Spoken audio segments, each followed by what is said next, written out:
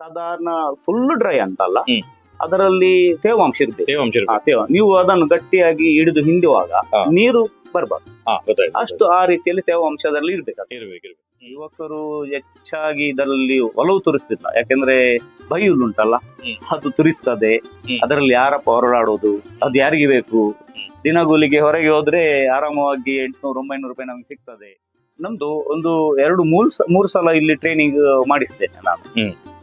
ಒಮ್ಮೆ ಶುರುವಿಗೆ ಮಾಡಿದ್ದು, ಆಗ ಒಂದು 60-70 ಜನ ಬಂದಿದ್ರು. ಮಧ್ಯ ವಯಸ್ಕರು ಯಾರಿದ್ದಾರೆ ಅವರು ಇದರಲ್ಲಿ ಇದು ಒಲವು ತೋರಿಸ್ತಾ ಇದ್ದಾರೆ. ಮಾಡ್ಬಹುದು, ನಮ್ಗೆ ಸೈಡ್ ಬಿಸ್ನೆಸ್ ಮಾಡಬಹುದು. ಸೊ ಅವರಿಗೆ ಒಂದು ಎಕ್ಸ್ಪೀರಿಯನ್ಸ್ ಕೂಡ ಇರ್ತದೆ ಬೇರೆ ಕೃಷಿ ಇದ್ದು. ಸೊ ಒಂದು ಸಾಧಾರಣ 16-17 ಡೇಸ್ ತನಕ ಅದು ಸ್ಲೋಲಿ ಸ್ಪ್ರೆಡ್ ಆಗ್ತದೆ. ಇದರಲ್ಲಿರುವ ಫಂಗಸ್ ಅದು ಸ್ಲೋಲಿ ಸ್ಪ್ರೆಡ್ ಆಗಿ ಸೊ ಈ ತರ ಬಿಳಿ ಬಣ್ಣಕ್ಕೆ ಬರ್ತದೆ ಅದು.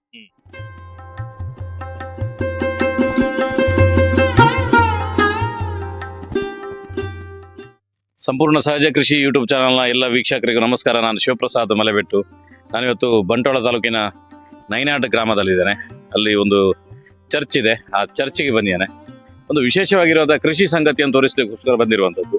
ನಾನು ತುಂಬ ಚರ್ಚ್ಗಳಿಗೆಲ್ಲ ಭೇಟಿ ಕೊಡ್ತೇನೆ. ಆ ಸಂದರ್ಭದಲ್ಲಿ ಅಲ್ಲಿರುವಂಥ ಜಾಗದಲ್ಲಿ ಅತ್ಯದ್ಭುತವಾಗಿ ಸ್ವಲ್ಪ ಜಾಗನ ವೇಸ್ಟ್ ಆಗದ ರೀತಿಯಲ್ಲಿ ಕೃಷಿಯನ್ನು ಮಾಡಿರುವಂಥ 10 ಚರ್ಚ್ಗಳನ್ನು ದಕ್ಷಿಣ ಕನ್ನಡ ಉಡುಪಿ ಜಿಲ್ಲೆ ನಿಮಗೆ ಕೂಡ ತೋರಿಸ್ಬೋದು. ಆದರೆ ಇವರು ಕೃಷಿಯಲ್ಲಿ ಇದು ಸ್ವಲ್ಪ ವಿಶೇಷವಾಗಿರುವಂಥ ಕೃಷಿ, ಅಣಬೆ ಕೃಷಿಯನ್ನು ಮಾಡಿರುವಂಥದ್ದು. ಒಂದು ಸಣ್ಣ ಕೊಠಡಿಯಲ್ಲಿ ಅಣಬೆ ಕೃಷಿ ಹೇಗೆ ಮಾಡ್ಬೋದು ಅನ್ನುವಂಥದ್ದನ್ನು ತೋರಿಸಿ ಇಡೀ ಸಮುದಾಯಕ್ಕೆ ಮತ್ತು ಸಮಾಜಕ್ಕೆ ಒಬ್ಬರು ಮಾದರಿಯಾಗಿದ್ದಾರೆ. ಅವರನ್ನು ಮಾತಾಡೋದಕ್ಕೋಸ್ಕರ ನಾನು ನೈನಾಡ್ ಚರ್ಚಿಗೆ ಬಂದಿದ್ದೇನೆ. ಬನ್ನಿ ಅವ್ರ ಜೊತೆ ಮಾತುಕತೆ ಮಾಡ್ತಾ ಸಂಪೂರ್ಣವಾಗಿರುವಂಥ ಮಾಹಿತಿಯನ್ನು ಕೊಡ್ತೇನೆ. ಸ್ನೇಹಿತರೆ, ಈ ಚರ್ಚಲ್ಲಿ ಅಣಬೆ ಕೃಷಿಯನ್ನು ಮಾಡ್ತಿರೋರು ಅನಿಲ್ ಲೋಬೋ ಅವರು, ಇಲ್ಲಿಯ ಧರ್ಮಗುರುಗಳು ನಮ್ಮೊಟ್ಟಿಗಿದ್ದಾರೆ. ಸರ್ ನಮಸ್ತೆ. ನಮಸ್ತೆ, ಹೇಗಿದ್ದೀರಿ? ಚೆನ್ನಾಗಿದ್ದೇನೆ ಸರ್. ಸಹಜವಾಗಿ ನಿಮ್ಮ ಧಾರ್ಮಿಕ ಚಟುವಟಿಕೆಗಳು, ಕೆಲಸಗಳು ಅದರಲ್ಲಿ ತುಂಬಾ ಬ್ಯುಸಿ ಇರ್ತೀರಿ. ಬೇಸಿಕ್ ಆಗಿ ನಾನು ಒಬ್ಬ ಕೃಷಿಕ ಅಂತ ಹೇಳ್ಬೋದು. ನಮ್ಮ ಚಿಕ್ಕಂದಿನಿಂದಲೇ ನಮ್ಮ ಪೇರೆಂಟ್ಸ್ ಎಲ್ಲ ಕೃಷಿ, ತೆಂಗು, ಅಡಿಕೆ ಮತ್ತೆ ವ್ಯವಸಾಯ ಮಾಡ್ತಾ ಇದ್ರು. ನನ್ನಲ್ಲಿ ಕೂಡ ಅದೊಂದು ರೀತಿಯಲ್ಲಿ ಇಂಟ್ರೆಸ್ಟ್. ನಾನು ಈ ಧರ್ಮ ಪ್ರಾಂತ್ಯಕ್ಕೆ ಇಲ್ಲಿ ಬರುವಾಗ ನಮ್ಮ ಬೆಳ್ತಂಗಡಿ ಧರ್ಮ ಪ್ರಾಂತ್ಯದಲ್ಲಿ ಎಲ್ಲ ಯುವಕರು ಫಾರಿನ್ಗೆ ಹೋಗಿ ಬೇರೆ ಬೇರೆ ಕಡೆ ಬೆಂಗಳೂರಿಗೆ ಆಗಿ ಹೋಗಿ ಸೆಟ್ಲ್ ಆಗ್ತಾರೆ. ಯಾರೋ ಒಂದು ವಿಚಾರ ಹಾಕಿದ್ರು, ಯಾಕೆ ನಮ್ಗೆ ಅವರಿಗೆ ಇಲ್ಲೇ ಸೆಟ್ಲ್ ಮಾಡಿ, ಇಲ್ಲೇ ಒಂದು ಒಳ್ಳೆ ಕಸುಬು ಮಾಡಿ, ವ್ಯವಸಾಯ ಮಾಡಿ, ಕೃಷಿ ಮಾಡಿ ಅವ್ರಿಗೆ ಸೆಟ್ಲ್ ಮಾಡ್ಲಿಕ್ಕೆ ಆಗ್ಲಿಕ್ಕಿಲ್ಲ ಅಂತ ವಿಚಾರ ಬರುವಾಗ ಸೊ ಬೇರೆ ಬೇರೆ ವಿಧಾನಗಳನ್ನು ನಾವು ಚರ್ಚೆ ಮಾಡ್ತಾ ಇದ್ದೀವಿ. ಹಾಗೆ ಮಾಡುವಾಗ ಒಂದು ನಮ್ಮ ಈ ಅಣಬೆ ಕೃಷಿ ಯಾವ ರೀತಿಯಲ್ಲಿ ಇಂಟ್ರೊಡ್ಯೂಸ್ ಮಾಡಬಹುದು ನಮ್ಮ ಯುವಕರಿಗೆ, ಇಲ್ಲೇ ಜನರಿಗೆ ಅಂತ ಹೇಳುವಾಗ ಅದು ಮಾಡ್ಲಿಕ್ಕೆ ಅಷ್ಟು ಸುಲಭ ಇಲ್ಲ. ಅದು ನಾವೇ ಮೊದಲು ಮಾಡಿ ಒಂದು ಮಾದರಿಯಾಗಿ ಹೇಳುದಾದರೆ ಅದು ತುಂಬಾ ಒಂದು ಏನಾಗಬಹುದು, ಒಂದು ಇಂಟ್ರೆಸ್ಟಿಂಗ್ ಆಗಿ ನಮ್ಮ ಯುವಕರಿಗೆ ಒಂದು ದಿಕ್ಕು ತೋರಿಸಿದಾಗೆ ಆಗ್ಲಿಕ್ಕೆ ಸಾಧ್ಯ ಉಂಟಂತ ಹೇಳಿ ಸೊ ಇದರ ಬಗ್ಗೆ ಸ್ಟಡಿ ಮಾಡ್ಲಿಕ್ಕೆ ನಾನು ಸ್ಟಾರ್ಟ್ ಮಾಡಿದೆ. ಮಾಡುವಾಗ ಒಬ್ರು ನಮ್ಗೆ ಬಜ್ಪೆ ಅವರು, ನಮ್ಗೆ ಸಣ್ಣ ಅಂತ ಹೇಳ್ತಾರೆ ಅವರು ನಿಕ್ ನೇಮ್, ಅವರು ಬಂದು ಇಲ್ಲಿ ನಮ್ಗೆ ಒಂದು ದಿನದ ಟ್ರೈನಿಂಗ್ ಕೊಟ್ಟರು. ನಮ್ಮ ಈ ಬೆಳ್ತಂಗಡಿ ಧರ್ಮ ಪ್ರಾಂತ್ಯದಿಂದ ತುಂಬಾ ಮಂದಿ, ಒಂದು 60-70 ಮಂದಿ ಬಂದಿದ್ರು ಈ ಟ್ರೈನಿಂಗ್. ಸೊ ಅಲ್ಲಿಂದ ಈ ಒಂದು ಕೃಷಿ, ಅಣಬೆ ಕೃಷಿ ಮಾಡ್ಲಿಕ್ಕೆ ನಾನು ಶುರು ಮಾಡಿದೆ. ಸೊ ಹಂತವಾಗಿ ಮಾಡ್ಲಿಕ್ಕೆ ಶುರು ಮಾಡಿದೆ. ಸೊ ಹಾಗೆ ಈಗ ಒಂದೂವರೆ ವರ್ಷ ಆಗಿದೆ ಇದೊಂದು ಸ್ಟಾರ್ಟ್ ಮಾಡಿ, ಆಗ್ತಾ ಉಂಟು ಈಗ. ಈಗ ಒಂದ್ಸಲ ನೋಡುವಲ್ಲ? ಹೌದು ಸರ್, ಬನ್ನಿ. ಒಂದು ಕೊಠಡಿ ಬೇಕಾಗುತ್ತೆ ಮುಖ್ಯವಾಗಿ. ಹೌದು, ಒಂದು ಕೊಠಡಿ ಇದ್ರೆ. ಇದು ಅಂದ್ರೆ ಅಣಬೆಗೋಸ್ಕರ ಮಾಡಿದ್ದಲ್ಲ ಇದು. ಇದು ನಾನಂದ್ರೆ ನಮ್ಮ ಅಡಿಕೆ ತೋಟ ಹೊಸತ್ತು ನಾವು ಇಟ್ಟಿದ್ದೇವೆ. ಅಲ್ಲಿಗೆ ಅಡಿಕೆ ಆದ್ರೆ ನಾವು ಎಲ್ಲಿ ಇಡುವುದು, ಸ್ವಲ್ಪ ಗೋಡೌನ್ ಬೇಕಲ್ಲ. ಸೊ ಅದಕ್ಕೆ ನಾವು ಇಲ್ಲಿ ಒಂದು ಸ್ವಲ್ಪ ನಮ್ಮ ಚರ್ಚ್ ಧರ್ಮಗುರು ಇರ್ತಾರಲ್ಲ, ಅವರ ಮನೆ ಹಿಂಬದಿಯಲ್ಲಿ ಸ್ವಲ್ಪ ಜಾಗ ಇದೆ. ಹಾಗೆ ಒಂದು ಈ ಕೊಠಡಿ ಮಾಡಿದೆ. ಅದರಲ್ಲಿ ಈಗ ಏನ್ ಮಾಡುದು, ಏನ್ ಮಾಡ್ಲಿಕ್ಕಿಲ್ಲ, ಇಡ್ಲಿಕ್ಕೆ ಏನಿಲ್ಲ. ಒಂದು ಅಣಬೆ ಕೃಷಿ ಒಂದು ರೂಮ್ ಮಾಡುವ ಅಂತ, ಬ್ಯಾಚ್ ಹಾಕುವ ಅಂತ ನಾನು ಯೋಚನೆ ಮಾಡಿದೆ. ಸೊ ಹಾಗೆ ಅದು ಇದ್ದ ರೂಮ್ ಅನ್ನು ನಾನು ಯುಟಿಲೈಸ್ ಮಾಡಿದ್ದೆ. ಹೌದು. ಈಗಿದು ಈ ರೂಮ್ ಎಷ್ಟು ಸ್ಕ್ವೇರ್ ಫೀಟ್ ಇದೆ ಅಂದಾಜು? 250 ಸ್ಕ್ವೇರ್ ಫೀಟ್ ಇಲ್ಲ, ಇದು 300 ಸ್ಕ್ವೇರ್ ಫೀಟ್. 300 ಸ್ಕ್ವೇರ್ ಫೀಟ್ ಇರ್ಬೋದಲ್ಲ? 300 ಸ್ಕ್ವೇರ್ ಫೀಟ್ ಅಲ್ಲಿ ಇದು ಎಷ್ಟು ಹಿಡಿತದೆ ಈ ಒಂದೊಂದು ತುಂಡುಗಳು? ಇದೊಂದು ಸಾಧಾರಣ ನಿಮ್ಗೆ ಹತ್ತಿರ ಇನ್ನು ಕೂಡ ಹಾಕುದಾದ್ರೆ ನೀವು ಇನ್ನು 350-400 ಬ್ಯಾಗ್ಸ್ ಹಾಕ್ಬೋದು. ಇದರಲ್ಲಿ ನಮ್ದು ಅಂದಾಜು ಪ್ರಕಾರ, ಒಂದು ಲೆಕ್ಕದ ಪ್ರಕಾರ ಒಂದು 325-350 ಬ್ಯಾಗ್ಸ್ ಇದೆ. ಅಂದ್ರೆ ಕೆಲವರಲ್ಲಿ 6 ಇದೆ, ಕೆಲವರಲ್ಲಿ 5 ಇದೆ, ಕೆಲವರಲ್ಲಿ 7 ಇದೆ ಅಲ್ವಾ? ಅದು ಡಿಪೆಂಡ್ಸ್ ನೋಡಿ. ನೀವು ಇದು ರೋಪ್ ಉಂಟಲ್ಲ, ಸ್ವಲ್ಪ ತೋರ ಹಾಕಿದ್ರೆ, ಗಟ್ಟಿ ಹಾಕಿದ್ರೆ ಇನ್ನು ಕೂಡ ಹಾಕ್ಬಹುದು. ಲೋಡ್ ನಿಮಗೆ ಕೊಡ್ಬಹುದು, ಇನ್ನು ಮೇಲೆ ಏರಿಸಬಹುದು. ಇನ್ನೊಂದು ಇದರಲ್ಲಿ ಅಡ್ಜಸ್ಟ್ ಮಾಡಿದ್ರೆ ಬ್ಯಾಗ್ ಇನ್ನೊಂದು ಹಾಕ್ಲಿಕ್ಕೆ ಚಾನ್ಸ್ ಉಂಟು. ಕರೆಕ್ಟ್. ಇದೀಗ ನೀವು ರೆಡಿ ಆಗಿರೋಂತ ಒಂದು ಪ್ಲಾಂಟ್ ಇದು, ಪ್ರತಿನಿತ್ಯ ಹಣ ನೀವು ಇದು ತೆಗಿತೀರಿ. ಹೌದು. ಇದನ್ನು ಪ್ರಾರಂಭ ಮಾಡಬೇಕಾದ್ರೆ ಏನೇನು ಅಂಶಗಳು ಮತ್ತೆ ಏನೇನು ಇದಕ್ಕೆ ರಾ ಮೆಟೀರಿಯಲ್ಸ್ ಗಳು ಬೇಕಾಗುತ್ತೆ, ಅದನ್ನ ಸಿದ್ಧತೆ ಮಾಡೋದು ಹೇಗೆ? ನಿಮ್ಗೆ ಇದಕ್ಕೆ ಮಾಡ್ಲಿಕ್ಕೆ ಒಂದು ಖಂಡಿತವಾಗಿ ಒಂದು ರೂಮ್ ಬೇಕು ನಿಮ್ಗೆ, ಅಲ್ವಾ? ಒಂದು ಡಾರ್ಕ್ ರೂಮ್ ಮತ್ತೆ ಲೈಟ್ ರೂಮ್ ಅಂತ ಇರ್ತದೆ. ನಿಮ್ಗೆ ಒಂದು ಬೇಸಿಕಲಿ ನಿಮ್ಗೆ ಒಂದು ಸ್ಥಳದ ಅವಕಾಶ ಇರ್ತದೆ. ಸೊ ಅದ ನಂತರ ನಿಮ್ಗೆ ಮೇನ್ ಬೇಕಾಗಿರುವಂತದ್ದು ಬಯು, ಮತ್ತೆ ಅದಕ್ಕೆ ಹಾಕುವಂತ ಸ್ಪಾನ್ ಬೇಕಾಗ್ತದೆ. ಅದರಲ್ಲಿ 2 ವಿಧಾನ ಉಂಟು. ಒಂದು ಪ್ಯೂರ್ ಆಗಿ ನೀವು ಎಂತದ್ದು ಕೆಮಿಕಲ್ ಇಲ್ಲದೆ ಮಾಡುವಂತದ್ದು. ಸೊ ಅದಕ್ಕೆ ನಿಮ್ಗೆ ಸ್ವಲ್ಪ ಕಟ್ಟಿಗೆ ಬೆಂಕಿ ಎಲ್ಲ ಮಾಡ್ಲಿಕ್ಕೆ ಅದೆಲ್ಲ ಬೇಕು, ಬೇಯಿಸಿ ಮಾಡುವಂತದ್ದು. ಸೊ ಇನ್ನೊಂದು ಯಾವ್ದಂದ್ರೆ ಸ್ವಲ್ಪ ಕೆಮಿಕಲ್ ಮೆಥಡ್ ಅಂತ ಹೇಳ್ತಾರೆ. ಕೆಮಿಕಲ್ ಯಾಕೆ ಯೂಸ್ ಮಾಡುದಂದ್ರೆ ಅದನ್ನು ನಾವು ಶುದ್ಧೀಕರಣ ಮಾಡ್ಲಿಕ್ಕೆ, ಇಲ್ಲಾಂದ್ರೆ ಅದರಲ್ಲಿ ಫಂಗಸ್, ಬೇರೆ ವೈರಸ್, ಬ್ಯಾಕ್ಟೀರಿಯಾ ಅದೆಲ್ಲ ಇರ್ತದೆ. ಸ್ವಲ್ಪ ಅದನ್ನು ಕ್ಲೀನ್ ಮಾಡುವಗೋಸ್ಕರ ನಾವು ಯಾವ್ದು ಮಾಡ್ತೇವೆ, ನಾವು ಅದು ಕೆಮಿಕಲ್ ಮೆಥಡ್ ಅನ್ನು ನಾವು ಅಳವಡಿಸ್ತೇವೆ. ಮತ್ತೆ ಒಂದು ಪ್ಲಾಸ್ಟಿಕ್ ಬೇಕಾಗ್ತದೆ ನಿಮ್ಗೆ. ಈ ಎಂತದು ತೊಟ್ಟೆ ಅಂದ್ರೆ ನಿಮ್ಮ ಬೈಯುಲ್ ಅನ್ನೋದಕ್ಕೆ ತುಂಬಿಸ್ಲಿಕ್ಕೆ ಇರ್ತದೆ. ಅದು ಪ್ಯಾಕೆಟ್ ಮಾಡ್ಲಿಕ್ಕೆ ನಿಮ್ಗೆ ನಾವು ಹೆಚ್ಚಾಗಿ ನಾರ್ಮಲ್ ಆಗಿ 12x18 ಇಂಚಿದ್ದು ಪ್ಲಾಸ್ಟಿಕ್ ಹಾಕಿದ್ದೇವೆ ಇದಕ್ಕೆ. ಸೊ ಅದಕ್ಕೆ ಅನುಗುಣವಾಗಿ ಕಟ್ಲಿಕ್ಕೆ ನಮ್ಗೆ ನೂಲೆಲ್ಲ ಬೇಕಾಗ್ತದೆ. ಅದನ್ನು ನೇತಾಡಿಸ್ಲಿಕ್ಕೆ ನಿಮ್ಗೆ ಸ್ವಲ್ಪ ಇನ್ನೊಂದು ತೋರದ್ದು ಸ್ವಲ್ಪ ರೋಪ್ ಬೇಕಾಗ್ತದೆ. ಮತ್ತೆ ಬೇರೆ ಬೇರೆ ಉಂಟು, ನಿಮ್ಗೆ ಏನೋ ಗೋಣಿಚೀಲ ಬೇಕು, ಅದನ್ನು ಸ್ವಲ್ಪ ತಣ್ಣಗೆ ಇಡ್ಲಿಕ್ಕೆ ಅದಕ್ಕೆಲ್ಲ ಬೇಕಾಗ್ತದೆ. ಈಗ ಅದನ್ನು ನೇರ ನೀವು ರೋಲ್ ತಂದು ಹಾಕಿದ್ರಿ ಅಲ್ಲಿ, ಅದನ್ನು ನೇರ ಹೇಗೆ ಕಟ್ಟಿಂಗ್ ಮಾಡುದಾ? ಹೌದು, ಕಟಿಂಗ್ ಮಾಡಿ ಮಿಷಿನ್ ಅಲ್ಲಿ ಕಟಿಂಗ್ ಮಾಡಬಹುದು. ನಿಮ್ಗೆ ಸ್ವಲ್ಪ ಕಮ್ಮಿ ಕ್ವಾಂಟಿಟಿ ಇದ್ರೆ ಕೈಯಲ್ಲಿ ಕಟಿಂಗ್ ಮಾಡಬಹುದು. ಅದನ್ನು ಒಂದು 2 ಇಂಚು 3 ಇಂಚ್ ಅಷ್ಟು ದೊಡ್ಡದಾಗಿ ಅದನ್ನು ಸಣ್ಣಾಗಿ ಕಟ್ ಮಾಡ್ಬೇಕಾಗ್ತದೆ ಫಸ್ಟ್ ಗೆ. ಅಂದ್ರೆ ಕಟಿಂಗ್ ಮಾಡೋ ಪ್ರೋಸೆಸ್ ಸ್ವಲ್ಪ ಕಷ್ಟ. ಅದಕ್ಕೆ ನಿಮ್ಗೆ ಚಾಪಿಂಗ್ ಮೆಷಿನ್ ಅಂತ ಇರ್ತದೆ. ಆ ಚಾಪಿಂಗ್ ಮೆಷಿನ್ ಹೌದು, ಹುಲ್ಲು ಕಟ್ ಮಾಡುವಂತ ಮೆಷಿನ್. ಆ ಮೆಷಿನ್ ಗೆ ನೀವು ಹಾಕುದಾದ್ರೆ ಅದರಲ್ಲಿ ಒಂದು 10-15 ನಿಮಿಷದಲ್ಲಿ ನಿಮ್ಗೆ ಒಂದು ಏನಂತ ರೋಲ್ ಇರ್ತದೆ. ಒಂದು ರೋಲ್ ಅದು 200 ರೂಪಾಯಿಗೆ ಒಂದು ರೋಲ್ ಸಿಗ್ತದೆ. ಆ ರೋಲ್ಗೆ ಒಂದು 10-15 ನಿಮಿಷದಲ್ಲಿ ಕಟ್ ಮಾಡಿ ಹುಡಿ ಮಾಡಿ ಹಾಕಿ. ಅದು ಹಾಕಿದ ಮೇಲೆ ಅದು ನೀವು ಕ್ಲೀನ್ ಮಾಡ್ಲಿಕ್ಕೆ ಔಷಧಿ ಅಂತ ಹೇಳಿದ್ರಲ್ಲ, ಔಷಧಿಯಲ್ಲಿ ಎಷ್ಟು ದಿನ ಹಾಕಿಡಬೇಕಾಗುತ್ತೆ ಅದನ್ನು? ದಿನ ಅಲ್ಲ, ಅದು ಅವರ್ಸ್ ಲೆಕ್ಕದಲ್ಲಿ 12 ಅವರ್ಸ್ ನೀವು ಹಾಕಿಡ್ಬೇಕಾಗ್ತದೆ. ಅಂದ್ರೆ ಹಿಂದಿನ ಸಂಜೆ 6 ಗಂಟೆಗೆ ಆದ್ರೆ ಮರುದಿವಸ ಬೆಳಿಗ್ಗೆ 6 ಗಂಟೆಗೆ ನೀವು ತೆಗೆದು ಅದನ್ನು ಎಂತದ್ದು ಸಂಪೂರ್ಣವಾಗಿ ಅದರಲ್ಲಿ ನೀರು ಉಂಟಲ್ಲ, ಅದನ್ನು ನೀರು ಏನ್ ಹೇಳ್ತಾರೆ ಸೋಸ್ಬೇಕಾಗ್ತದೆ. ಹೌದು, ಸೋಸಿ ಅದು ಸಾಧಾರಣ ಫುಲ್ ಡ್ರೈ ಅಂತಲ್ಲ, ಅದರಲ್ಲಿ ತೇವಾಂಶ ಇರ್ಬೇಕು. ನೀವು ಅದನ್ನು ಗಟ್ಟಿಯಾಗಿ ಹಿಡಿದು ಹಿಂಡುವಾಗ ನೀರು ಬರ್ಬಾರ್ದು, ಅಷ್ಟು ಆ ರೀತಿಯಲ್ಲಿ ತೇವಾಂಶ ಅದರಲ್ಲಿ ಇರ್ಬೇಕು. ಅದನ್ನ ಆಮೇಲೆ ರೌಂಡ್ ಮಾಡಿ ತೊಟ್ಟೆ ಒಳಗೆ ಹಾಕುದು. ಹೌದು, ಅದು ಹಂತವಾಗಿ ನಾವು ಹಾಕ್ಲಿಕ್ಕೆ ಉಂಟಲ್ಲ, ಟೈಟ್ ಮಾಡ್ಲಿಕ್ಕೆ ಇರ್ತದ. ಟೈಟ್ ಮಾಡಿ, ಹೌದು, ನೀವು ಎಷ್ಟು ಟೈಟ್ ಮಾಡ್ತೀರಾ ಅಷ್ಟು ಒಳ್ಳೇದು. ಅಂದ್ರೆ ಈಗ ಇದಕ್ಕೆ ಮುಖ್ಯವಾಗಿ ಬೇಕಾಗಿರೋದು ಬೀಜ. ಈ ಬೀಜವನ್ನು ನೀವು ಹೇಗೆ ಸಂಗ್ರಹ ಮಾಡ್ತೀರಾ? ಆ ಬೀಜಕ್ಕೆ ನಿಮ್ಗೆ ಇದು ಸ್ಪಾನ್ ಅಂತ ಹೇಳ್ತಾರೆ. ನಮ್ಮ ಇಲ್ಲಿ ಹತ್ತಿರದಲ್ಲಿ ಲೋಕಲ್ ಆಗಿ ಅದು ನಮ್ಗೆ ಸಿಗ್ತಾ ಇಲ್ಲ ಸದ್ಯಕ್ಕೆ. ನಾವು ಕೆಲವೊಮ್ಮೆ ಬೀದರಿಂದ, ಗುಲ್ಬರ್ಗದಿಂದ, ಕೆಲವೊಮ್ಮೆ ಶಿವಮೊಗ್ಗ, ಮತ್ತೆ ಈ ಸಲ ತಂದಂತದ್ದು ಸ್ವಲ್ಪ ದೂರದಿಂದ, ಅದು ನಮ್ಮ ನಾರ್ತ್ ಇಂಡಿಯಾದಿಂದ ನಾವು ತಂದಂತದ್ದು. ಇದರಲ್ಲಿ 2 ಅಂತ ಇರ್ತದೆ. ಒಂದು ಡಾರ್ಕ್ ರೂಮ್ ಅಂತ. ಸೊ ಈ ಪ್ರಿಪೇರ್ ಮಾಡಿದ ಬ್ಯಾಗ್ ಅನ್ನು ನೀವು ಡಾರ್ಕ್ ರೂಮ್ ಅಲ್ಲಿ ಇಡ್ಬೇಕು. ಅಂದ್ರೆ ಕತ್ತಲೆಯ ರೂಮ್ ಅಲ್ಲಿ. ಅಂದ್ರೆ ನಿಮ್ಗೆ ಬೆಳಕಿರ್ಬಾರ್ದು ಜಾಸ್ತಿ, ಗಾಳಿ ಬರಬಾರ್ದು, ಸ್ವಲ್ಪ ಬಂದ್ ರೂಮ್ ತರ ಇರ್ಬೇಕು. ಸ್ವಲ್ಪ ತಂಪಿರ್ಬೇಕು. ನಿಮ್ಗೆ ಟೆಂಪರೇಚರ್ ನೀವು 28 ಡಿಗ್ರಿಗಿಂತ ಕಮ್ಮಿ ಇರ್ಬೇಕು. ಅದ್ರ ಜಾಸ್ತಿ ಹೋಗ್ಲಿಕ್ಕೆ ಬಿಡ್ಲಿಕ್ಕಿಲ್ಲ ಹಾಗೆ. ಸೊ ಆ ಟೆಂಪರೇಚರ್ ಅನ್ನು ಮೇಂಟೈನ್ ಮಾಡ್ಬೇಕಾಗ್ತದೆ.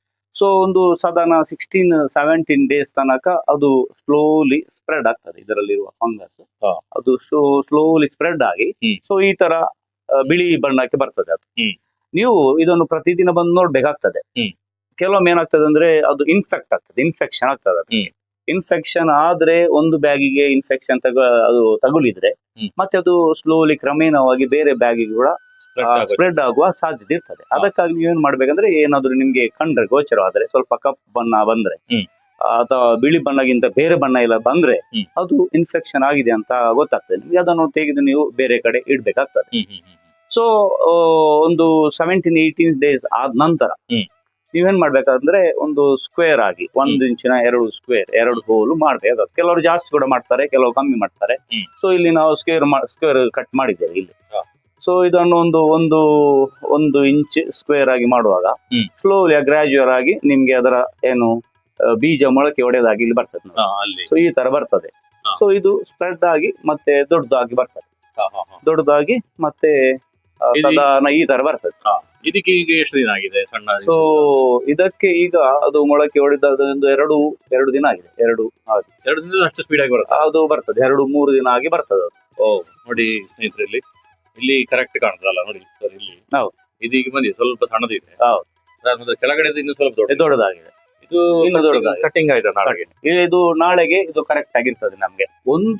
ಈ ಒಂದು ಗೊಂಚಲು ಇದರಲ್ಲಿ ಹಾ. ಕರೆಕ್ಟ್ ಆಗಿ ದೊಡ್ಡದಾಗಿ ಅದು ಸ್ಪ್ರೆಡ್ ಆಗಿ ಬೆಳೆದ್ರೆ ಹ್ಮ್. ಸಾಧಾರಣ ಒಂದು 400 ಗ್ರಾಮ್ ತನಕ ಬರ್ತದೆ. ಕೆಲವೊಮ್ಮೆ 300-400 ಗ್ರಾಮ್ ತನಕ ಬರ್ತದೆ. ಹಾ. ಇಲ್ಲಾಂದ್ರೆ ನಿಮ್ಗೆ 100-150 ಗ್ರಾಮ್ ಆ ರೀತಿ ಕೂಡ ಆಗ್ತದೆ.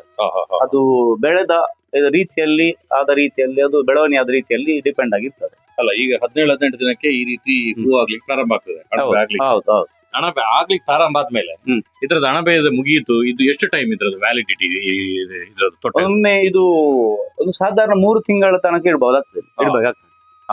3 ತಿಂಗಳು. ಅದು ಡಿಪೆಂಡ್ಸ್ ನೀವು ಯಾವ ರೀತಿಯಲ್ಲಿ ಪ್ಯಾಕಿಂಗ್ ಟೈಟ್ ಮಾಡಿ ಅದರಲ್ಲಿ ತುಂಬಿಸಿದ್ರೆ ಅದರ ಮೇಲೆ ಹೊಂದಿಕೊಂಡು ಕರೆಕ್ಟ್ ಆಗಿ ಟೈಟ್ ಮಾಡಿ ಇಟ್ಟಿದ್ರೆ ನಿಮ್ಗೆ 3 ತಿಂಗಳ ತನಕ ಬರ್ತದೆ. ಇಲ್ಲಾಂದ್ರೆ ಅದರಲ್ಲಿರುವ ಎಲ್ಲ ಎಂತದು ನಿಮ್ಮ ಅಂಶ ಎಲ್ಲ ಖಾಲಿಯಾಗಿ 1.5-2 ತಿಂಗಳು ಅದರಲ್ಲಿ ಖಾಲಿ ಆಗ್ತದೆ. ಅದರಲ್ಲಿ ಬೇಗ ಏನಾಗ್ತದೆ, ಜಾಸ್ತಿ ಮತ್ತೆ ನಿಮ್ಗೆ ಇಳುವರಿ ಬರ್ಲಿಕ್ಕಿಲ್ಲ. ಯಾವುದೇ ಹಳ್ಳಿಯಲ್ಲಿ ಮಾಡಿದ್ರು ಕೂಡ ಇದರ ಮಾರ್ಕೆಟಿಂಗ್ ಹೇಗೆ ಅನ್ನೋದು ಜನರಿಗೆ ಪ್ರಶ್ನೆ ಇರ್ತದೆ. ಹೌದು.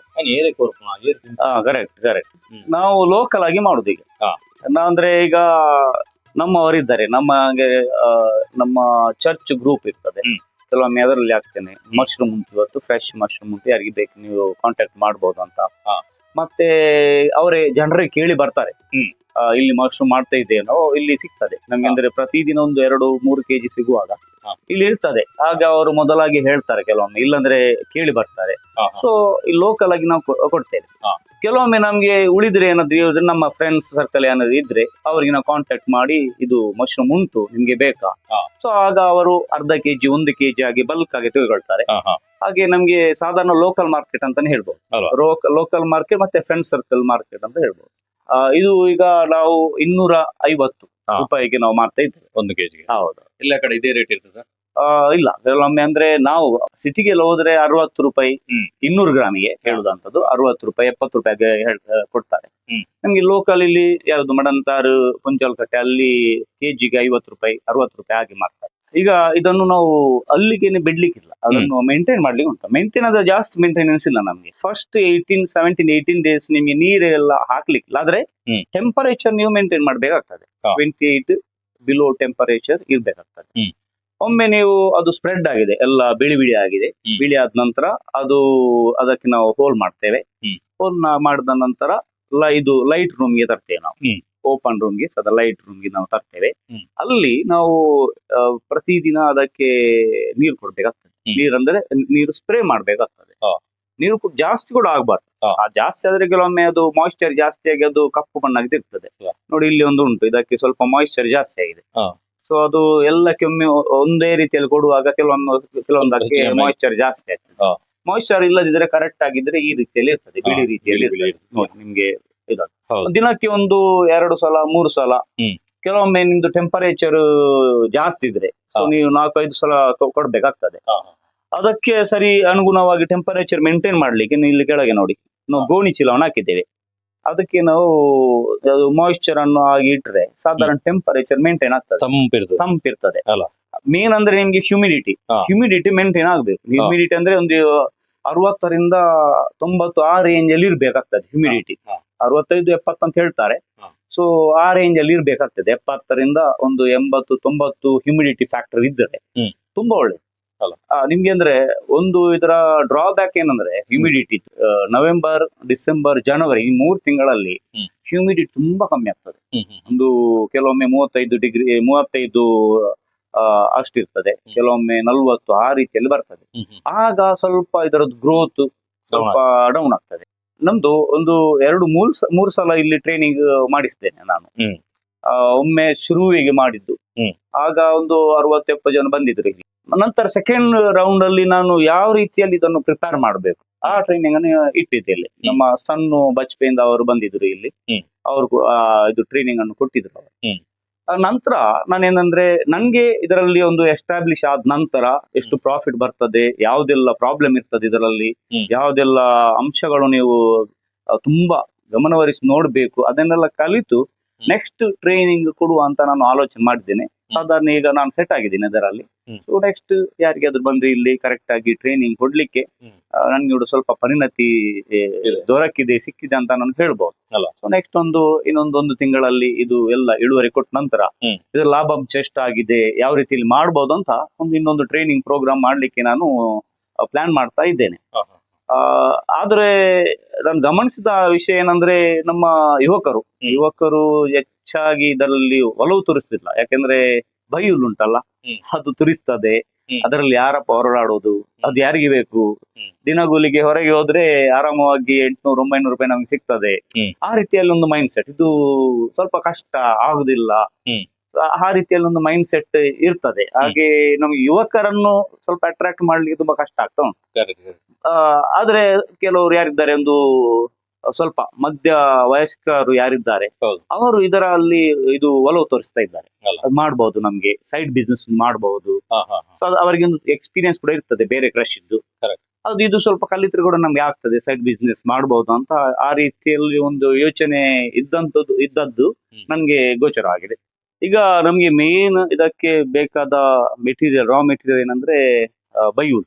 ಒಂದು ರೌಂಡ್ ಅಲ್ಲ? ಹೌದು, ಒಂದು ರೌಂಡ್ ಇದಕ್ಕೆ 200 ರೂಪಾಯಿ ಹಾಗೆ ನಮ್ಗೆ ಸಿಗ್ತದೆ. ಅದನ್ನು ನಾವು ನಿಮ್ಗೆ ಬಲ್ಕ್ ಆಗಿ ದೊಡ್ಡ ಮಟ್ಟದಲ್ಲಿ ಮಾಡುದಾದ್ರೆ ನೀವು ಪರ್ಚೇಸ್ ಮಾಡಿ ಇಟ್ರೆ ನಿಮ್ಗೆ ಸುಲಭ ಆಗ್ತದೆ. ಸೊ ನಮ್ಮಲ್ಲಿ ನೆಕ್ಸ್ಟ್ ಬ್ಯಾಚ್ ಗೆ ಆಗುವಷ್ಟು ನಮ್ಗೆ ಬೈಯೂಲ್ ಸ್ಟಾಕ್ ಉಂಟು. ಇಲ್ಲಿ ನಾವು ಇದು ಅವರಿಗೆ ಪ್ಯಾಕ್ ಮಾಡ್ಲಿಕ್ಕೆ ಅದು ಇಲ್ಲಿ ನಾವು ಒಂದು ಪ್ಲಾಟ್ಫಾರ್ಮ್ ಆಗಿದೆ ನೋಡಿ, ಕೂತ್ಕೊಂಡು ಮಾಡ್ಲಿಕ್ಕೆ, ಇಲ್ಲಾಂದ್ರೆ ತುಂಬಾ ಬಗ್ಲಿಕ್ಕೆ ಅದೆಲ್ಲ ಕಷ್ಟ ಆಗ್ತದೆ. ಹಾಗೆ ಸೊ ಇದನ್ನು ಈಗ ಮಾಡಿದೆ. ಹೌದು, ಅದು ಬೈಯೂಲ್ ಇಲ್ಲಿ ಹಾಕಿ ಅದನ್ನು ಪ್ಲಾಸ್ಟಿಕ್ ಅಲ್ಲಿ ನಾವು ಪ್ಯಾಕ್ ಮಾಡ್ಬೇಕಾಗ್ತದೆ. ಒಂದು ಬೈಯೂಲ್ ಕಟ್ ಮಾಡ್ಲಿಕ್ಕೆ ಶಾಪಿಂಗ್ ಮೆಷಿನ್ ಅಂತ ಉಂಟು, ಕೈಯಲ್ಲಿ ಮಾಡಬಹುದು, ಮಂಡೆ ಕತ್ತಿ ಅಥವಾ ಯಾವ್ದಾದ್ರು ತೆಗೆದುಕೊಂಡು ಮಾಡಬಹುದು. ಆದ್ರೆ ಅದು 1-2 ಗಂಟೆ ಮಾಡುವಾಗ ಸುಸ್ತಾಗ್ತದೆ ನಮ್ಗೆ. ಅದು ಇದು ಯಾರು ಕೊಚ್ಚುದಪ್ಪ ಅಂತ ಹಾಗೆ ಹೇಳಿ ಅದು ತುಂಬಾ ಕಷ್ಟ. ಅದಕ್ಕೆ ಇಂತ ಒಂದು ಮೆಷಿನ್ ಇದ್ರೆ ಹೌದು, ಇದಕ್ಕೆ ಒಂದು ಸಾಧಾರಣ 20,000 ಆಗಿ ಆಗ್ತದೆ. ಸಬ್ಸಿಡಿ ಸಿಗ್ತದೆ ಅಂತಲ್ಲ? ಇದಕ್ಕೆ ಸಬ್ಸಿಡಿ ಸಿಗ್ತದೆ. ನಮ್ಗೆ ಟ್ರಸ್ಟ್ ಆದ್ರಿಂದ ನಮ್ಗೆ ಇದಕ್ಕೆ ಸಬ್ಸಿಡಿ ಸಿಗ್ಲಿಲ್ಲ, ಆದ್ರೆ ಸಬ್ಸಿಡಿ ಸಿಗ್ತದೆ. ಸರ್, ಸಹಜವಾಗಿ ನಾವು ಕೃಷಿಯಲ್ಲಿ ಪಾಸಿಟಿವ್ ಅನ್ನು ಮಾತ್ರ ಮಾತಾಡ್ತೇವೆ, ಆದ್ರೆ ನೆಗೆಟಿವ್ ಕಷ್ಟಗಳು ಇದ್ದೇ ಇರ್ತದೆ. ಇದರಲ್ಲಿ ಅಂತದ್ದು ಯಾವ್ದಾದ್ರು ಕಷ್ಟಗಳು ಅಂತ ಬರ್ತದೆ ಮಾಡುವವರಿಗೆ? ಸೊ ಮೇನ್ ಆಗಿ ನಮ್ಗೆ ಈ ಮಶ್ರೂಮ್ ಅಲ್ಲಿ ಏನು ಕಷ್ಟ ಅಂದ್ರೆ ಅದೇ ಒಂದು ಬೈಯುಲ್ಲಿದ್ದು, ಮತ್ತೆ ಒಂದು ಸ್ವಲ್ಪ ಸ್ಪೇಸ್ ಬೇಕಾಗ್ತದೆ ನಿಮ್ಗೆ. ಸೊ ಅಂತದ್ದೆಲ್ಲ ಸ್ವಲ್ಪ ಎಂತದು ವಿಚಾರಗಳು ಬರುವಾಗ ಕೆಲವರಿಗೆ ಅದು ಕಷ್ಟ ಅಂತ ಅನಿಸ್ತದೆ. ಮತ್ತೆ ಇನ್ನೊಂದು ಮೇನ್ ವಿಚಾರ ಏನಂದ್ರೆ ಈ ಮಶ್ರೂಮ್ ಅಲ್ಲಿ ಒಂದು ಮಾರ್ಕೆಟ್, ಎಸ್ಟಾಬ್ಲಿಷ್ಡ್ ಮಾರ್ಕೆಟ್ ಇಲ್ಲ ನಿಮ್ಗೆ.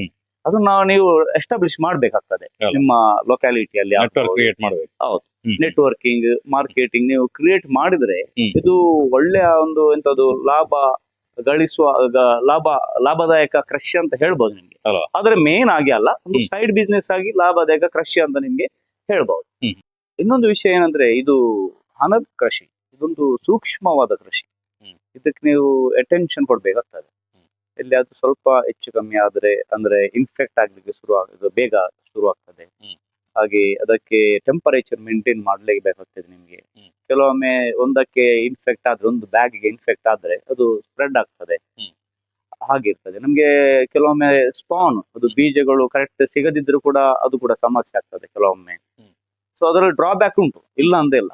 ಸೊ ನಾವೆನಿಸುದು ಅಣಬೆ ಕೃಷಿ ಒಳ್ಳೆ ಕೃಷಿ, ತುಂಬಾ ಲಾಭದಾಯಕ ಅಂತ ಹೇಳ್ಬಹುದು. ಒಂದು ಕಡೆಯಲ್ಲಿ ಹೇಳ್ಬಹುದು, ಅಂದ್ರೆ ಕರೆಕ್ಟ್ ಆಗಿ ಮಾಡಿದ್ರೆ ಅದು ಲಾಭದಾಯಕ. ಸ್ವಲ್ಪ ಎಡವಟ್ಟಾದ್ರೆ ಅದು ನಷ್ಟ ಕೂಡ ಆಗ್ತದೆ, ಲಾಸ್ ಆಗ್ತದೆ ನಿಮ್ಗೆ. ಒಂದೊಂದು ಬ್ಯಾಚ್ ಅಲ್ಲಿ ನಿಮ್ಗೆ 8-10 ಸಾವಿರ ಲಾಸ್ ಕೂಡ ಆಗ್ತದೆ.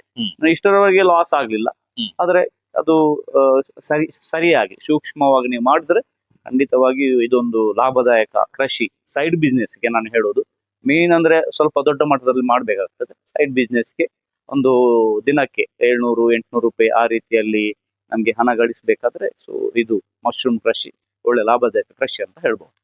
ಸರ್, ಕೃಷಿ ಬಗ್ಗೆ ತುಂಬಾ ಚರ್ಚೆಗಳು ನಡೀತಿರ್ತದೆ, ಬೇರೆ ಬೇರೆ ರೀತಿಯ ಕೃಷಿಗಳ ಬಗ್ಗೆ ಆಗ್ತಾ ಇರ್ತದೆ. ಅಂತಂದ್ರೆ ನೀವೊಬ್ರು ಜನರಿಗೆ ಒಂದು ಗೈಡ್ ಮಾಡುವಂತ ಸ್ಥಾನದಲ್ಲಿರೋರು, ಅದನ್ನು ಅತ್ಯುತ್ತಮವಾಗಿ ನೀವು ಮಾಡ್ತಾ ಇದ್ರಿ ಮತ್ತು ಪ್ರಾಕ್ಟಿಕಲ್ ಆಗಿ ಇದನ್ನು ತೋರಿಸಿದ್ರಿ ನೀವು ಮಾಡಿ.